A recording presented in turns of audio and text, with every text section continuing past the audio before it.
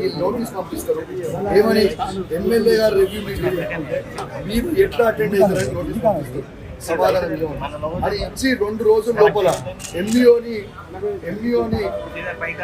డిమోట్ చేస్తారు. ఇది ఎంతవరకు కరెక్ట్ నేను అడుగుతా ఉన్నాను. ఒక బాధ్యత కలిగే ఎమ్మెల్యేగా నాకు నా నియోజకవర్గంలో నేను రివ్యూ పెట్టుకునే అధికారం నాకు లేదా? ఇలా ఇది చట్ట విరుద్ధం. ఆయన చేసిన పని చట్ట విరుద్ధం. ఖచ్చితంగా డిఈఓ గారిని సస్పెండ్ చేయాల్సిందని డిమాండ్ చేస్తాను. ఎందుకంటే ఇది చట్ట విరుద్ధం. ఇలా ఒక మీరే ఆలోచన చేయండి. ఒక ఎమ్మెల్యేగా నేను బాధ్యత కలిగే ఎమ్మెల్యేగా నేను రివ్యూ మీటింగ్ పెట్టుకోవద్దా? పిల్లలు బాగా ఉన్నాయా, ఫెసిలిటీస్ లేవని తెలుసుకోవద్దా? నేను ప్రభుత్వాన్ని కూడా అలా విమర్శించలేదు. నా స్పీచ్ ఇది ఎందుకు ఇచ్చిండ్రు, ఈ నోటీస్ ఎందుకు ఇచ్చిండ్రు, ఎందుకు చేసిన నేను ఖచ్చితంగా రేపన్నా ఎల్లుండన్నా స్పీకర్ గారు టైం తీసుకుంటా. ఖచ్చితంగా డిఓ మీద ప్రివిలేజ్ మోషన్ మూవ్ చేస్తా. ఖచ్చితంగా స్పీకర్ గారిని కోరుతా. ఎందుకంటే ఎమ్మెల్యేగా నా హక్కులని ఆయన నన్ను అవమానపరిచారు కాబట్టి ఇవాళ నేను ఖచ్చితంగా ప్రివిలేజ్ నోటీస్ కూడా ఇస్తా. సస్పెండ్ అయ్యే వరకు నేను ఊరుకోను. వాళ్ళు కూడా సమాధానం ఇవ్వకపోతే ఖచ్చితంగా హైకోర్టులో కూడా డిఓ మీద పిటిషన్ వేస్తాను. నిన్న నా నియోజకవర్గంలో కళ్యాణ లక్ష్మి చెక్కులను కూడా మంత్రి గారు పంచకుండా ఇబ్బంది పెడితే నా మీద కోపం ఉంటే నా మీద తీర్చుకోండి, నా లబ్ధిదారుల మీద, నా పేద ప్రజల మీద తీర్చుకోకండి అని చెప్పి నేను హైకోర్టు పోతే హైకోర్టు మొట్టకాయలు వేసి ఖచ్చితంగా జియోని ఫాలో అవ్వాలని నిన్న హైకోర్టు కూడా జియో నుంచి ఇస్తున్న కళ్యాణ లక్ష్మి చెక్కులు కూడా పంచింది.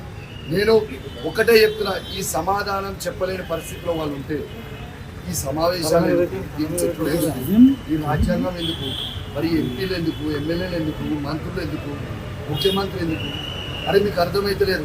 ఇవాళ ఒక మన యావత్ తెలంగాణలో ఉన్న ప్రతి ప్రజాప్రతినిధిని అవమానించిన మీరు అందరూ అర్థం చేసుకోవాలి.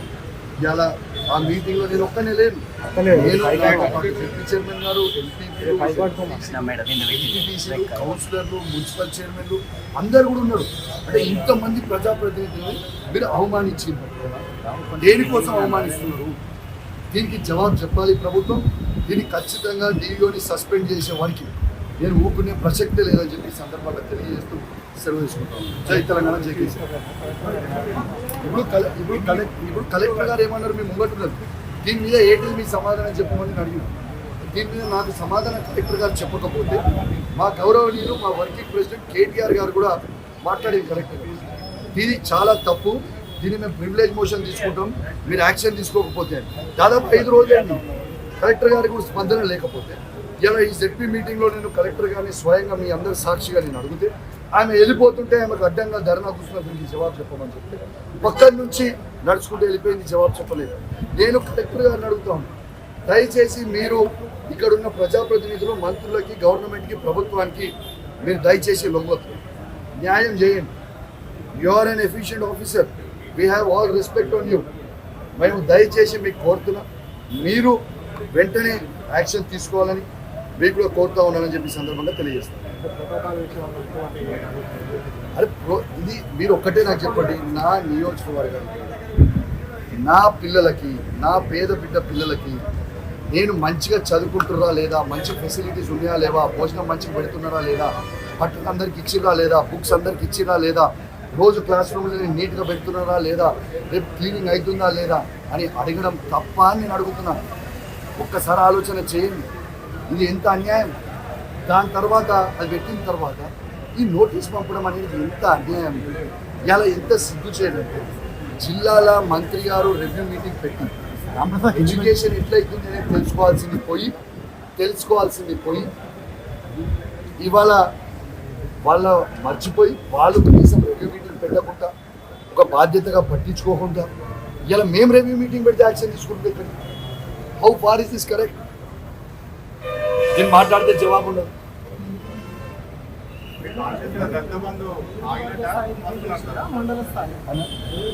నియోజకవర్గం స్థాయి అన్ని schools, all HMs, all head masters అందరినీ కూడా నోటీస్ ఇవ్వడం ఎంతవరకు?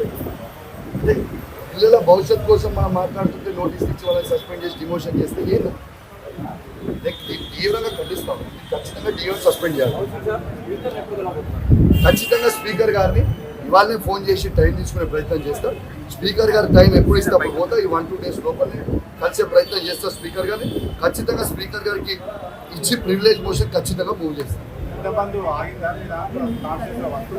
ఇలా చాలా బాధాకరం. ఇంకోటి ఏంటంటే ఇవాళ ఒక దళిత జెడ్పీటీసీ ఇలా సమావేశానికి వస్తుంటే పోలీసు వాళ్ళు అడ్డుకుంటారు. ఎందుకు అడ్డుకోవాలని ఇలా ఒక దళితుడని చిన్న చూపు చూస్తా ఉన్నారని ఇలా కేసీఆర్ గారు చాలా గొప్ప ఆలోచనతోని ప్రతి దళిత కుటుంబం బాగుపడాలని, ప్రతి దళిత కుటుంబం బాగుండాలని ఒక గొప్ప ఆలోచనతోని దళిత బంధు అనే ఒకటి పైలట్ ప్రాజెక్ట్ మా నియోజకవర్గం, నా నియోజకవర్గమైన హుజూరాబాద్ నియోజకవర్గంలో తీసుకొని శాచ్యురేషన్ మోడ్ వరకు ఇచ్చిన తర్వాత ఇవాళ దాదాపు 3,500 నుంచి 4,000 దళిత కుటుంబాలకి రెండో విడత రావాలి.